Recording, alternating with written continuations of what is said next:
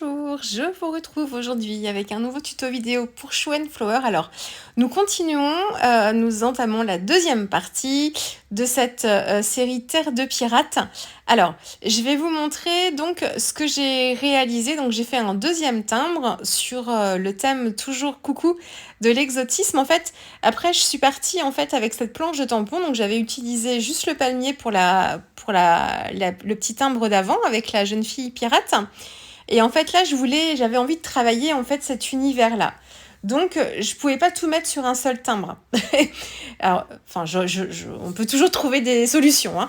Mais là, j'avais vraiment envie de travailler avec le colibri. Enfin, j'étais pas encore très sûre sur le colibri ou sur la panthère, le guépard, le léopard. Je ne sais pas, vous y verrez ce que vous voudrez. Donc, j'avais envie d'utiliser l'un de ces deux animaux. Donc au départ, là, je suis pas forcément... je fais un deuxième timbre dans une même série, mais pour moi, ils vont pas forcément ensemble, hein. Vous allez voir après ça, je change d'idée. Mais voilà, donc je vais travailler avec cette planche de tampon, en fait, sur le thème de l'exotisme et du voyage. Et j'ai toujours ma petite jeune fille en tête avec le combo couleur. Je vais travailler dans l'humide ici, donc je vais me faire un fond dans le même esprit que le fond que j'ai travaillé en fait sur la page précédente. Donc là, je suis dans les mêmes couleurs, donc j'ai repris exactement pareil. J'ai fait le vert Norman en base et j'ai rajouté une pointe de jaune pour travailler déjà ce premier effet. Et ensuite, j'ai un deuxième jus, vous voyez là, qui est un petit peu plus bleuté. Donc là, j'ai rajouté le rêve tropical. C'est ça, vous voyez me prendre... Voilà, ce godet-là, c'est le rêve tropical qui est un petit peu pailleté. Et donc, je viens compléter comme ça, avec ce vert un peu plus bleuté. Donc, j'essaye pas de faire quelque chose d'uniforme. Je fais par petites touches et j'essaye de voir en fait comment l'aquarelle réagit, ce que ça donne.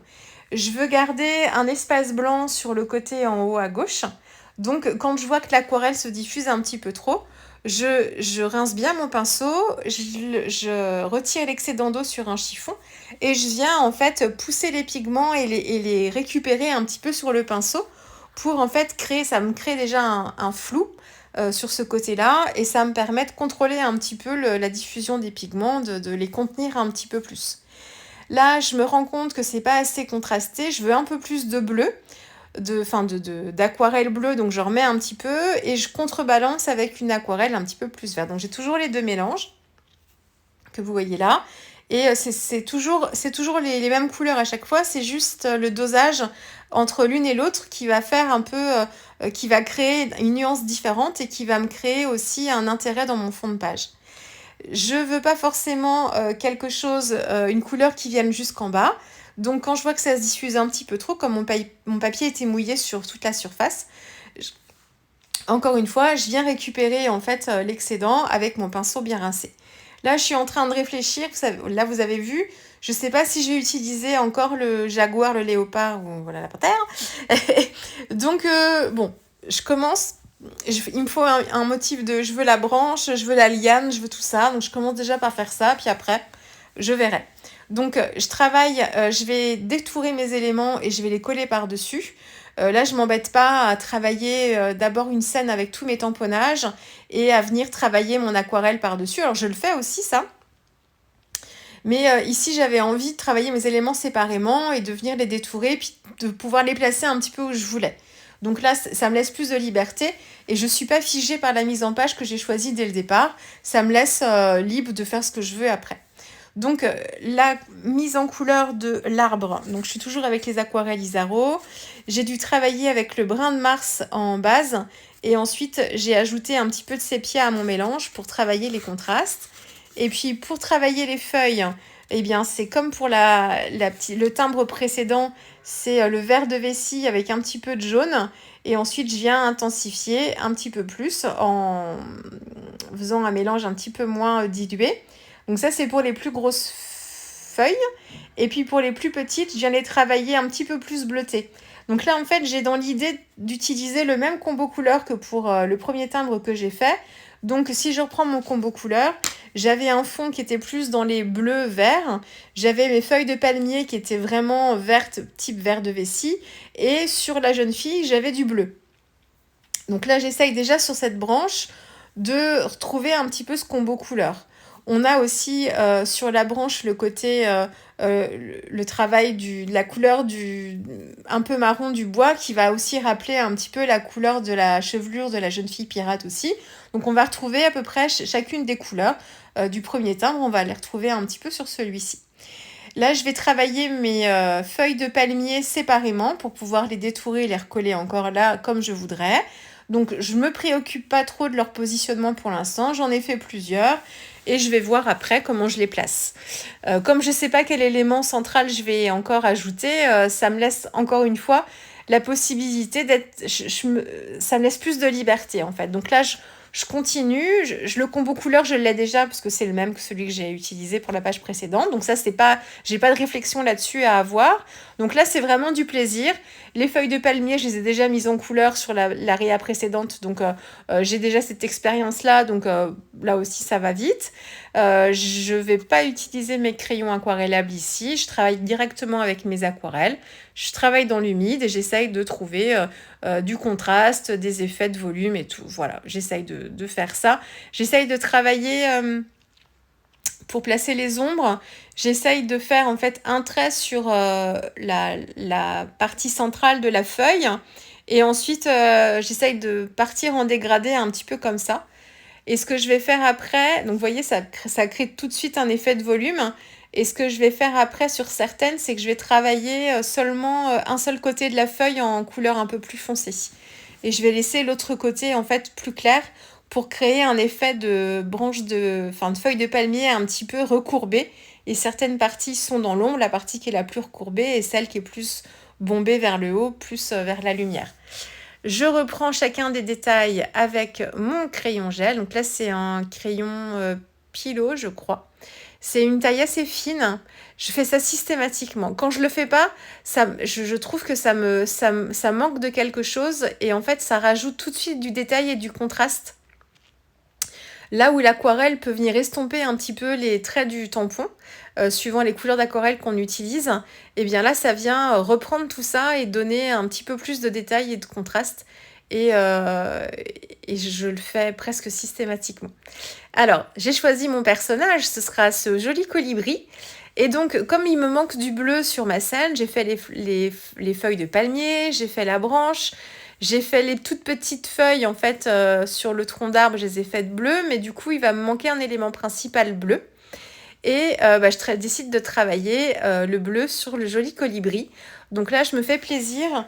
Je suis avec donc toujours Isaro. Et là, en fait, j'ai dû faire un petit mélange de rêve tropical, de peut-être du lac glacé pour avoir un petit peu de paillettes irisées. Vous voyez, là j'ai zoomé pour que vous puissiez voir la mise en couleur, mais vous voyez pas trop ce qu'il y a dans ma palette. Mais c'est vraiment un mélange de tout ça, en fait. Et j'essaye de jouer sur les contrastes, de faire des dégradés en fait, de passer du bleu jusqu'au turquoise. Si je trouve en fait qu'à ma première couche, j'ai pas assez de nuances, eh bien je fais une deuxième couche avec une couleur un poil différente. Par exemple, j'ai fait le bas des plumes, je les ai faites en vert turquoise, enfin en vert bleu turquoise. Et je trouve que c'est trop clair, ça manque de nuances. Et bien par-dessus, je vais mettre une couche avec la couleur de bleu, mais je vais essayer de ne pas venir jusqu'en bas. Je vais créer mon dégradé comme ça. Là, on est sur des motifs assez petits, hein, donc il faut travailler avec un pinceau relativement fin, être assez précis, c'est un petit exercice de précision. Le plumage, j'essaye de créer des plumes plus foncées, des plumes foncées, des plumes plus claires.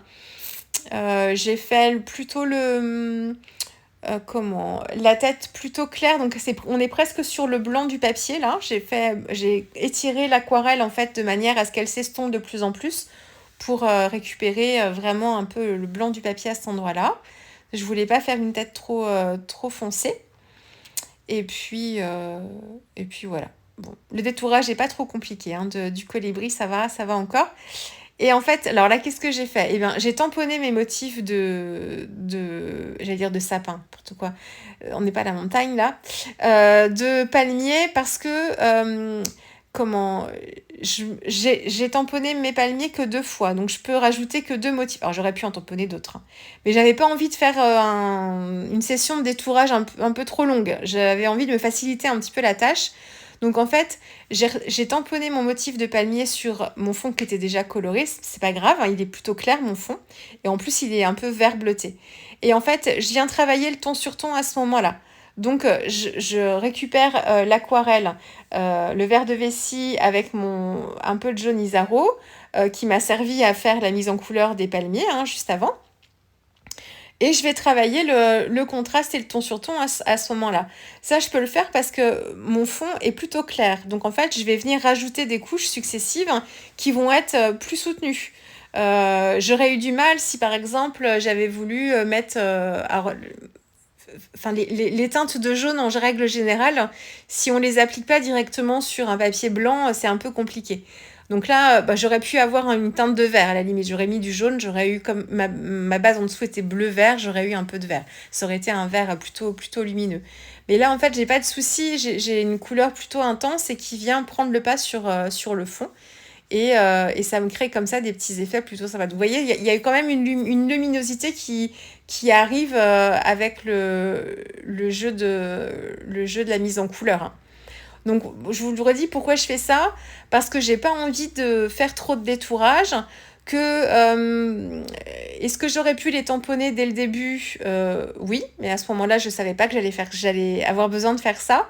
Ça m'a facilité mon travail de fond parce que j'avais juste une tâche à faire, pas besoin de choisir s'il fallait que je passe autour des palmiers ou s'il fallait que je mette la couleur partout. Là aussi, c'est des prises de décision qu'on doit faire à chaque fois quand on avance dans nos créations. On fait des choix à chaque étape, on choisit. On choisit de faire un fond, on choisit si on a des tamponnages dessus, on choisit de la couvrir ou pas, de faire du ton sur ton ou pas. Enfin, à chaque fois quand on avance, on fait des choix et en fonction de nos choix, en fait, c'est ce qui va nous donner à la fin notre création. Voilà. Et c'est ce qui va faire qu'on fait des virages aussi quelquefois. Donc voilà pour ça. Là, je voulais pas m'embêter à faire plus de détourage. Donc, je me suis dit, je vais en faire comme ça sur le fond. J'aurai une masse déjà. J'aurai des détails avec mes tamponnages sur le fond. Et je rajouterai un petit peu d'épaisseur et un petit peu de relief avec mes deux palmiers qui seront détourés. J'ai travaillé mes fleurs aussi, donc là je les travaille rouge-rose parce que je veux faire un rappel du rouge de la marinière de la jeune femme pirate, si vous vous rappelez de ma première réa. Donc j'ai utilisé le rouge de Pyrrole, c'est ce que je vous disais d'ailleurs dans la vidéo avec la petite pirate, c'est que j'ai cassé mon rouge de Pyrrole avec alors je sais plus si c'est le rose Isaro ou si c'est le magenta. C'est peut-être le rose Isaro que j'ai utilisé ici pour casser un petit peu. Et j'ai fait les petites fleurs, les petites fleurettes comme ça, dans ces teintes-là, pour toujours rappeler le combo couleur, hein. C'est tout, on tourne toujours autour de ça. Qu'est-ce que je fais d'autre? Ah, là, je suis dans la session détourage, donc c'est assez minutieux. Là, j'étais en train de m'attaquer au détourage de la liane. Alors, je vous explique pas, hein, il faut vraiment de la précision. J'ai tamponné la branche pour me permettre d'avoir un repère, mais pas que ça. C'est que sur ce motif-là, vous avez 3 petites feuilles en fait qui viennent entre les plus grosses et elles sont très très fines. Et je les ai détourées, mais en fait ça me plaisait pas, c'était trop petit. Et en fait, je me suis dit, c'est pas grave, je vais tamponner mon motif pour les récupérer. Donc sur le fond de page et les travailler ensuite, les mettre en couleur directement sur le fond de page. Et je viendrai en fait coller la branche avec les feuilles plus grosses, où là le détourage me convenait bien. Voilà. Et du coup, ça me donne un effet de premier plan et d'arrière-plan. On a les grosses feuilles qui sont en relief et les petites feuilles qui sont directement sur le fond de page et qui apparaissent, elles, en deuxième plan. Qu'est-ce que je suis en train de faire? Ah oui, alors là, je suis en train de remarquer les petites encoches de mon timbre. Parce que quand j'ai des éléments qui dépassent là, et du coup d'habitude sur des cartes avec des bords droits, on n'a pas de souci, hein, on coupe et puis c'est tout. Mais là en fait il fallait que j'épouse la forme du côté dentelé en fait du timbre. Et voilà, donc là c'est un petit coup de ciseau comme ça, un petit peu arrondi. Je me suis pas embêtée avec la branche qui dépasse, je l'ai pas recoupée bien, elle reste comme ça. Alors peut-être pas sur la page finale, vous verrez ça à la fin de la vidéo, hein. Je vous montre ce que j'en ai fait après de ces 2 timbres-là. Je l'aurais peut-être coupé d'ici là quand même. Mais en tout cas là, à ce moment-là, elle reste comme ça un petit peu à l'extérieur. Et là, je suis en train de chercher la composition. Donc j'ai mes différents éléments, j'essaye de voir comment je peux harmoniser tout ça. Le colibri, je le colle pas pour l'instant. Je vais ajuster sa position une fois que j'aurai collé tous les autres éléments et je vais voir. Alors ça aussi, c'est super précis et c'est très subjectif. Quelquefois, vous allez me voir quelquefois bouger, mais de même quelques millimètres, hein. Vous allez dire, mais enfin, ça sert à rien, pourquoi tu t'embêtes? Parce que c'était déjà très bien comme ça. Mais dans mon esprit, là encore, il y a une balance qui se fait.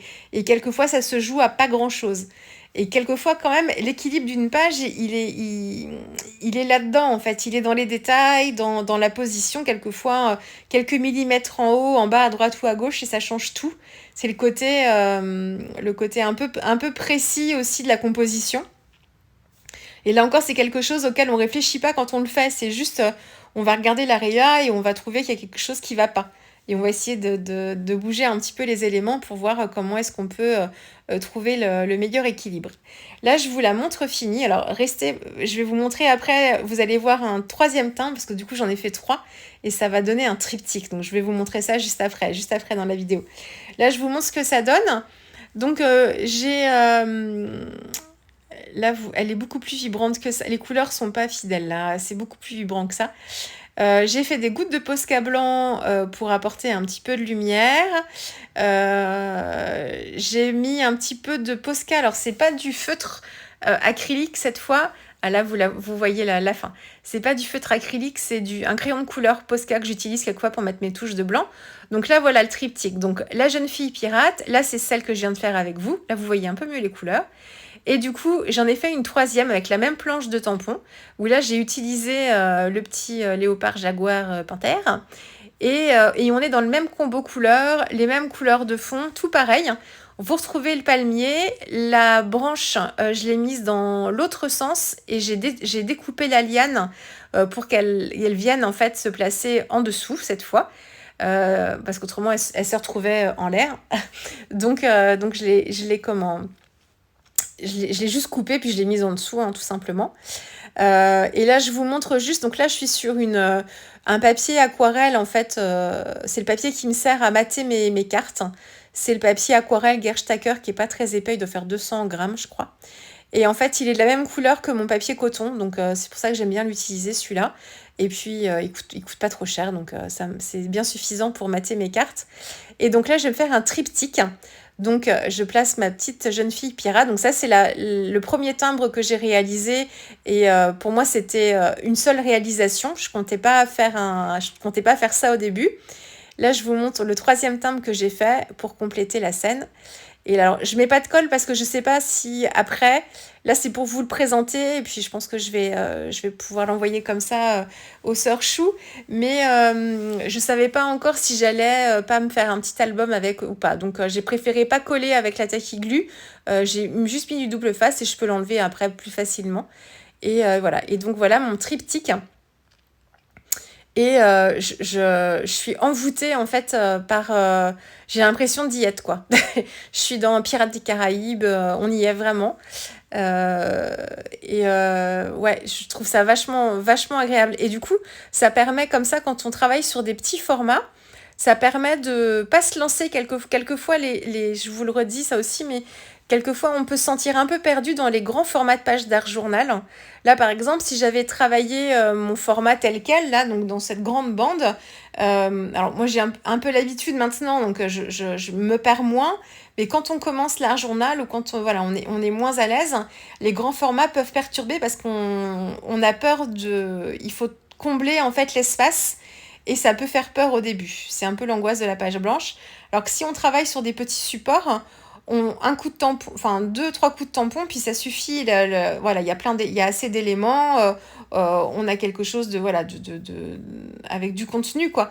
Et du coup, on se sent un petit peu moins perdu. Donc là, en fait, on peut réaliser comme ça un grand format, mais en ayant travaillé juste sur 3 petits supports.